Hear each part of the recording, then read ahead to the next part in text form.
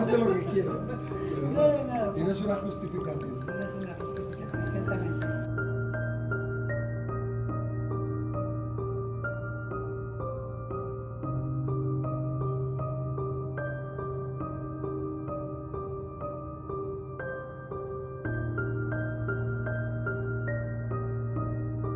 Somos un pueblo y además hemos sido criados en un barrio pesquero.